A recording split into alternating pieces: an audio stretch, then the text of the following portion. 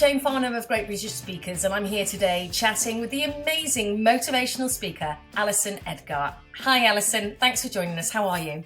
Oh, top of the world, Jane. Thank you so much for having me. Oh, no, it's our pleasure. I love getting to know our speakers because it really helps with the whole process. So before we actually get into speaking itself, could you tell me a little bit about your early life? Because I know you have quite a highly relatable career in the corporate world. So tell us a little bit about that and how before you got started in speaking. Yeah, so I think that's one of the things that I do when I work with audiences. They can relate to me because my background originally, well, sort of back in the day, I started off in hospitality, which I think is where I got a lot of my skills from around people and really understanding teamwork at its peak, because in hospitality it's imperative because everything happens in real time. And then after hospitality, I went to work for BT. So my background originally was corporate sales, and I worked in one of the very first call centres, business to business, that BT opened, and it was in Motherwell in Scotland. And then I went on to work for Dow Egberts, the coffee company, and then spent 15 years working for Yellow Pages. So I think those lessons that I learned, and obviously during that time, I heard a lot of speakers. And they've done amazing things, Jane, climbed mountains, won Olympics, they've been to the North Pole, they've survived, these real huge traumas. But when I would hear a speaker like that, I was always slightly like, well, that's really great for them, but how does that affect me in my life? They don't really understand what I'm going through on a daily basis. And I think that's, one of the things that does help me to work with those audiences, that I get it. I know how departments silo firsthand. I know how, like, when you're not feeling like great love for a colleague, how it affects your mental health and coming up and how you show up at work. So I think that's why, again, I tend to get booked in the speaking arena, is because for years I wore the shoes of the audience. So, I really understand what they're going through on a daily basis. So have you always worked in the corporate arena? Has it always been very structured for you, or did you manage to break away from that? Originally, I worked in a family hotel. So I think for me, that's where the small business angle, that's where I started. And again, I think really looking at the imperativeness of how you focus on turnover and cash flow and the business side is something that I think stemmed from there. And then the other things to sort of bear in mind, although I was working in corporate specifically for BT and for Yellow Pages, actually a lot of our customers were small businesses. So that was like, I sort of had combined the knowledge of big business and small business. And I think that's the other thing that, a lot of people don't have that experience of coming from both sides of the coin in business. And I think that's where my knowledge level comes from, being in and around small businesses for 25 years, as well as working in a big business. So I think that's the level of understanding comes from there. A really valuable experience. So I hear that you were awarded an MBE in 2020. Tell me how that happened and how that came about and what the experience was like. Oh, Jane, I still have to pinch myself. Like, I've got goosebumps just as you say that, because um, that so one of the things, it was on the 2020 honours list. So it was from our late Queen, which is like really special to me. And it's for entrepreneurship and business. So services to entrepreneurship and business. And I love business. Like, so to get some sort of recognition for something that you love so much was just incredible. And I just, like, the day that it came in, so it was during that period we were writing the second book, Smash It, The Art of Getting What You Want. So more in a personal development space, sort of a little bit more history. I'm dyslexic, I only realised in later life. So So how does that work? I mean, dyslexia and writing books, but not only two books, but the best-selling books. Yeah, I know you yeah, that naturally, but do elaborate. yeah. So I think, and I think, again, this is the other thing that makes it relatable to the audiences, because we hold ourselves back. And honestly, I kid you not, Jane, for 50 years, I hid behind dyslexia as a crutch. Oh, I can't do that. I'm not clever enough.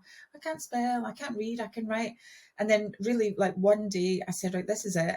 This is not excusable. Like you're just like creating this pathway for yourself that you can't follow. Change your mindset. You can read, you can write, you can do it. And so like when I stand on a stage and talk about mindset change, all these kind of things, I'm not just talking from theory. Yeah, there's a lot of theory base behind it, but actually it's how I've done it in my own life, which again is relatable to the audience because they might want to write a book, or you know what, they might even want to do Couch to 5K. So it's all those kind of things that they can go, yeah, if she can do it, so can I. So the first thing I did was write a blog. So I wrote this blog, and it's called Sales and Marketing is Like Golf. And it's how I explain how sales and marketing departments work together and how it all sets up, like putting the tee in the ground and putting the ball on the tee and putting the ball in the hole and stuff like that.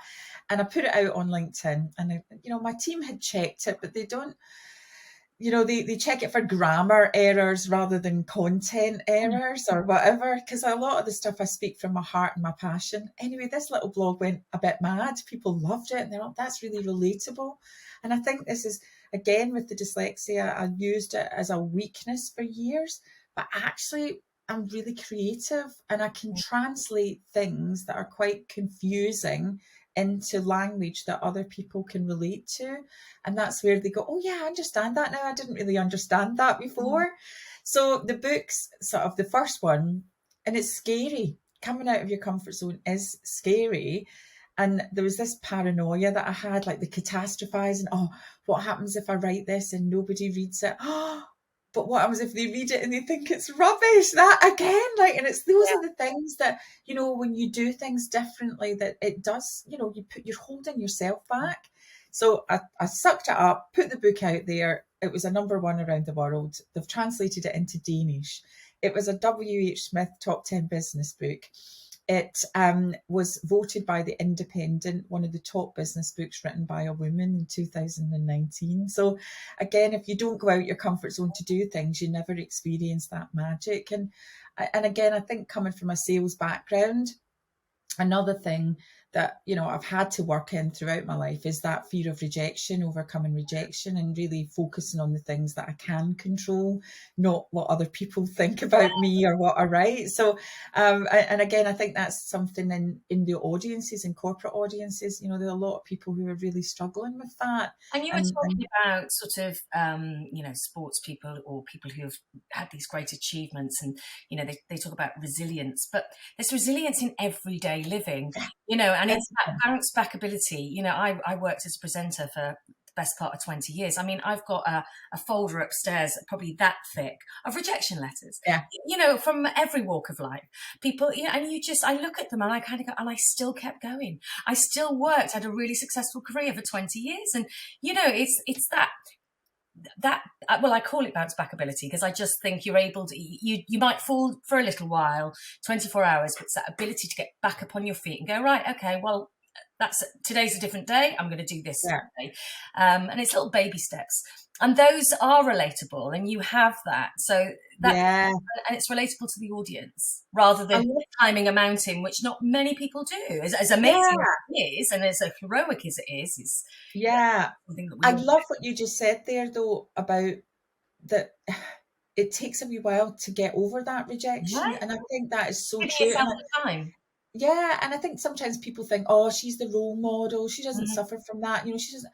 I do. I just have to work really hard to not let it hold me back, because it's the same, yourself from the industry, Jane, that, you might be up against other bureaus who are putting other speakers forward, and you're not going to win them all. And there'll be ones that you think, oh, I got on really well with them. I definitely thought that one was going to happen.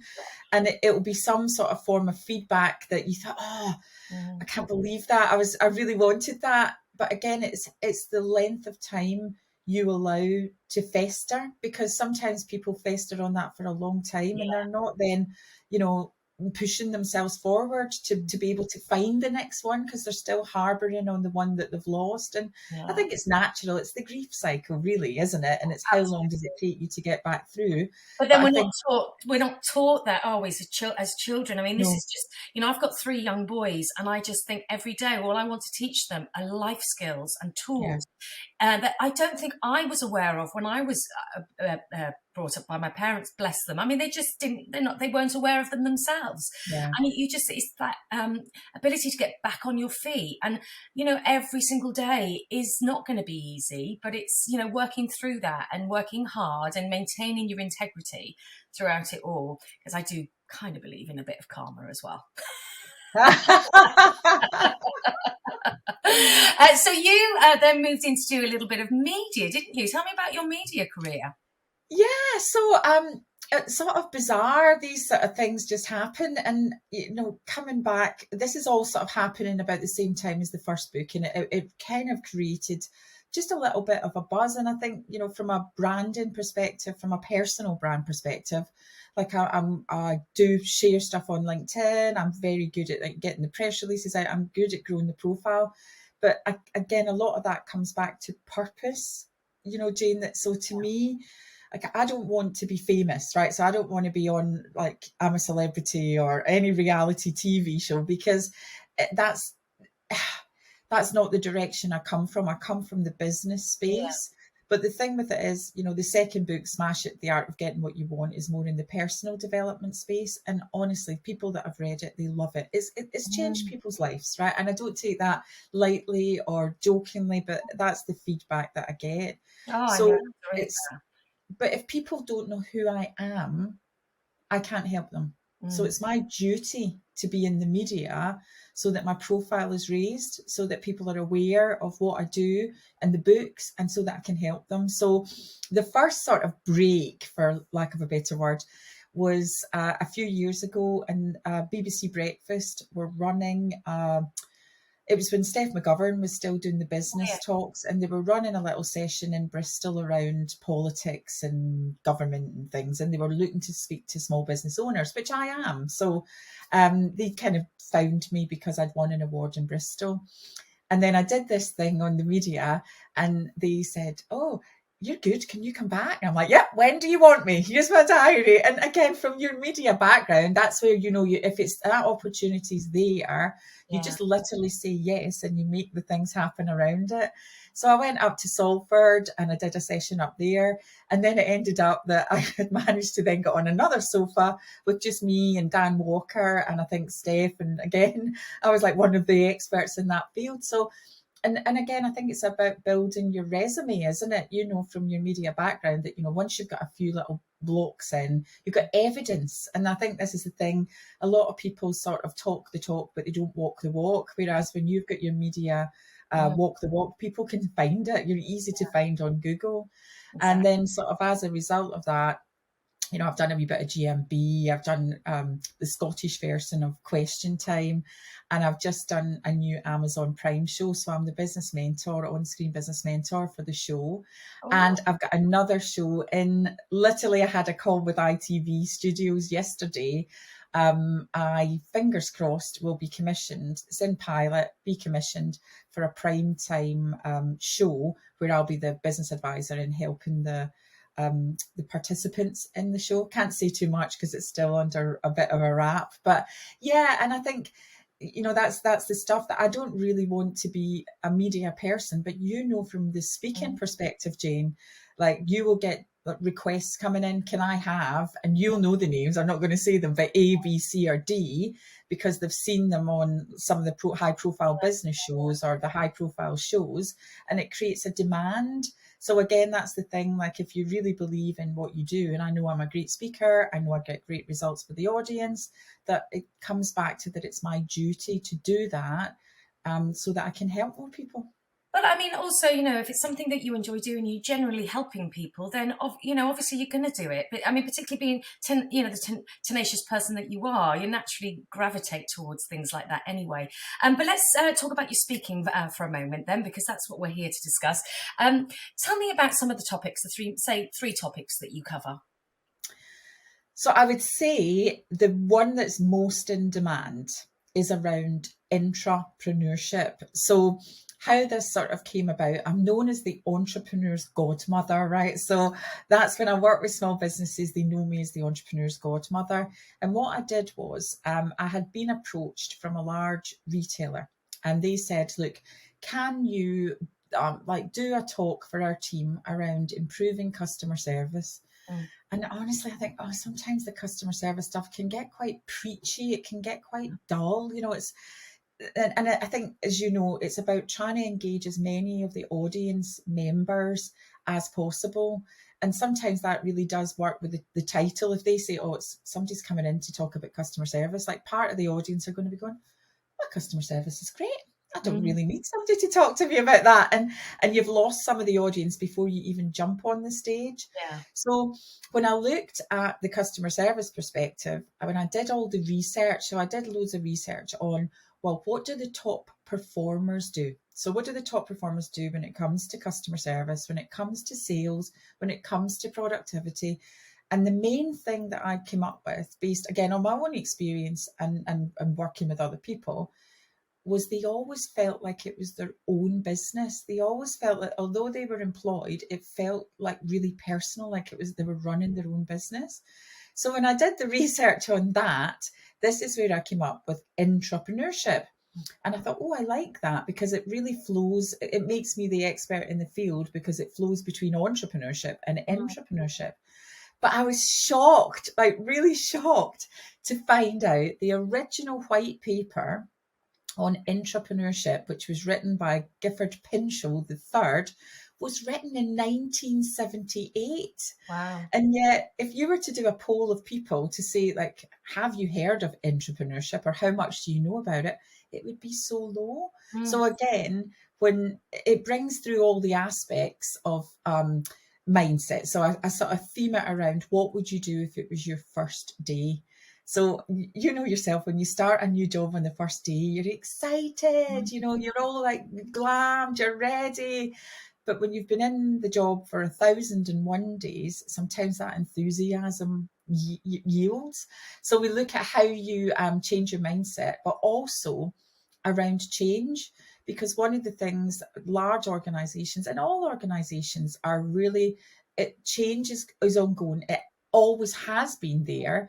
But I think COVID has heightened or speeded up the pace of change. And yet you will have people in organizations who are petrified. So I talk about metathesiophobia and how you overcome that. So that sort of fits into the first day section. And then the second thing, again, based on the research, looking at how teams bond. And this is where, again, having worked in big organizations, like I've seen firsthand the bickering, the siloing, the, taking credit Internal for other people's politics and work, red tape. all of that stuff. Ugh. Yeah. Um, I and think that's why I've never really worked in a corporate environment. yeah. But I think what I always managed to do was kind of keep my head above the water and not get involved in too much of that, and always bonded really well with most people in the team and most of the customers, so a lot of that comes back to the DISC methodology. So again, around the how some people are task focused, other people are relationship, some people are introvert, other people are extrovert, and really that self-awareness piece, but also how do you really create a brilliant high performing team to get the right players. So that's the sort of second part. And then the third part, which I really absolutely love, is what would you do if it was your business? And I think, again, the research showed that a lot of people blame time.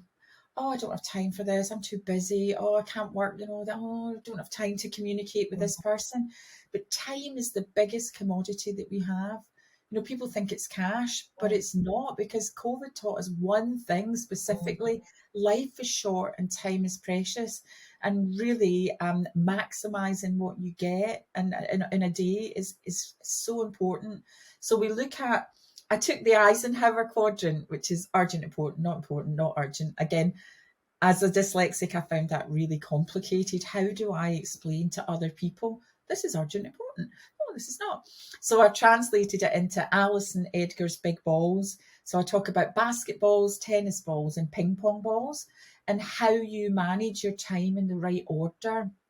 Because again, coming back to the cross of how we behave, we do the things we like to do first. So again, look at you doing that. We've just been talking, so we could talk all day, but then we might need to do paperwork or something else. Yeah, I do. I sit here and I go, oh, I'll do that this morning, and then I'll do that later on. And it's ordering the things that are the priority. And there are real, important tools that can help you, software tools that can help you with that.